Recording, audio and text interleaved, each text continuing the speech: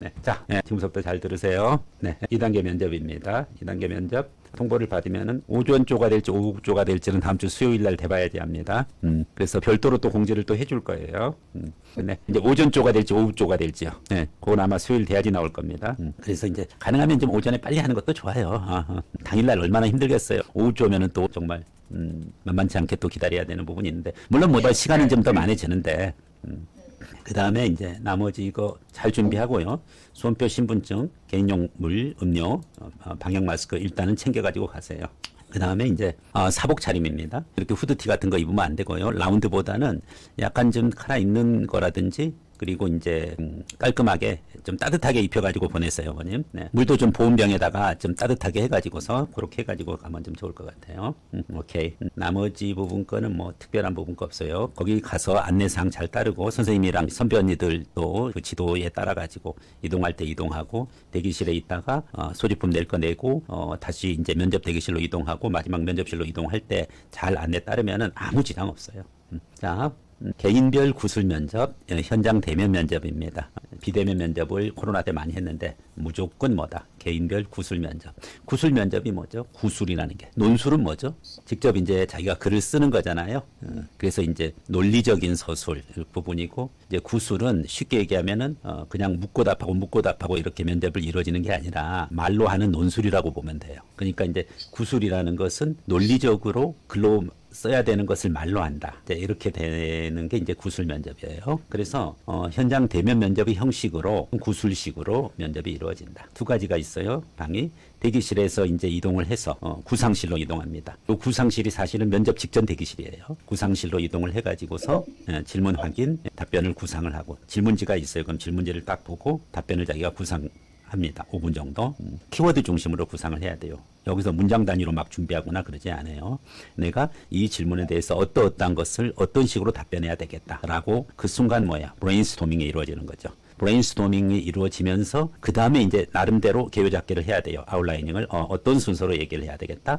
무엇을 진술하고 무엇을 부연으로 해야 되겠다. 마지막에 결론 가서 어떻게 얘기를 해야 되겠다. 여기서 사실은 매우 중요한 이제 그런 부분들이 결정이 되고요. 이후 면접실로 이동하여 감독관의 지시에 따라 가지고 면접관을 향하여 구술을 실시한다. 그러니까 뭐 Q&A 방식으로 묻고 답하고 이거 자주 안 해요. 묻는 거에 대해서 말로 하는 논술이라고 생각을 하고 내가 발표를 한다. 면접관에게 발표를 한다. 이 생각 가지고서 해주면 되겠어요. 그래서 구상시간 5분, 면접시간 5분 그 기준으로 해가지고서 하고 면접 종료한 다음에 설문조사 한 다음에 이제 끝나게 되는 거죠. 오전 면접이 종료하고 동시 귀가, 오후조 당일 별도 안내 이렇게 돼 있잖아요. 오전조 면접이 끝났어요. 끝난 학생이 있는데 오후에 면접을 들어가는 학생이 있다. 그러면 어떤 게 우려가 돼요. 오전 면접한 학생이 오후에 한테 야 이러이러한 거 나왔어. 뭐 이렇게 해서 유출될 수가 있기 때문에 이건 학교에서 조정을 할 거예요. 오전 면접 종료 후 동시 귀가 미리 먼저 끝났다고 먼저 귀가 안 시킨다는 거죠. 왜? 오후 쪽을 일단은 면접 대기실까지 다 받을 거예요. 아마 받아놓고서 걔네들이 다 입실 끝났으면 그때 한꺼번에 오전 쪽을 확 집으로 보낼 거예요. 그렇게 해야지 문제 유출이 문제 유출이라고 해서 오후 문제를 달리 출제할 수도 있고, 또 이게 이제 또 개인별 이런 이제 생활기록부나 자소서 부분 것은 기출 문제가 크게 의미는 없어요. 나머지 부분 이 중요한 거 면접에서 말하지 말아야 될 거 있어요. 토플 토익 점수, 어학 점수 얘기하면 안 되고요.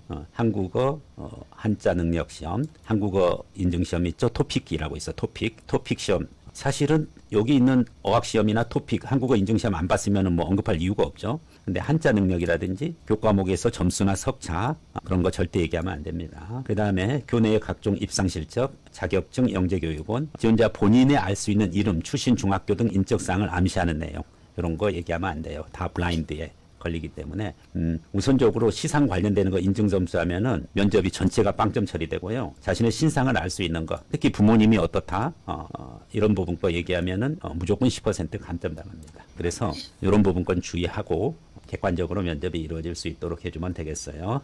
자, 그럼 이제 거기까지가 이 면접 관련되는 부분이라고 보면 되고요. 그 다음에 이제 구체적으로 2020 대구국제고 그간의 기출문제 부분 요 부분 지금서부터 잘 듣고 어떤 식으로 문제가 출제되어졌는지 부분 잘 확인하고요. 그리고 어떻게 준비를 우리가 해야 되겠다 하는 부분 것을 가지고서 이야기를 할 겁니다. 이 부분 것은 사실은 이제 지금까지 어머님이 고생이 좀 많으셨잖아요. 근데 지금서부터는 학생이 열심히 해주셔야 돼. 작년도 2024년도는 5분 준비 시간 주는 건 똑같아요. 이번이랑 구상실에서 5분 주고 세계 문항의 답안을 생각해내야 된다. 그래서 세계 문항 부분 것으로 이제 준비가 됐고요. 매년 조금씩 달라지는 경향이 있다. 뭐 관계는 없어요. 일단은 5분 구상 시간이고 면접관 3명. 요게 이제 작년도 그 기준이고 적절하게 세계 답안을 생각하고 실제 면접에서는 시간 배분을 하면서 답변을 해야 된다. 왜? 역시 또 5분밖에는 시간이 없으니까요. 면접관님들이 답변을 하지 않으셨다고 하는데 대부분 교수님이 질문을 많이 하시는데 고입은 얘기했잖아요.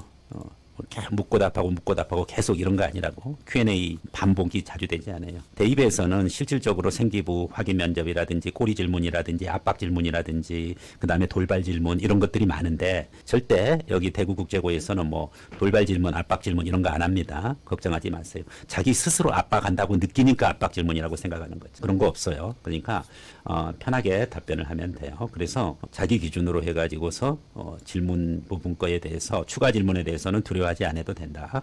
면접 기출 문제 작년 겁니다. 2가지가 있어요. 자소서 내용에 대한 부분 2개 문제가 있고 공통 질문에 대해서 한 문제가 있는데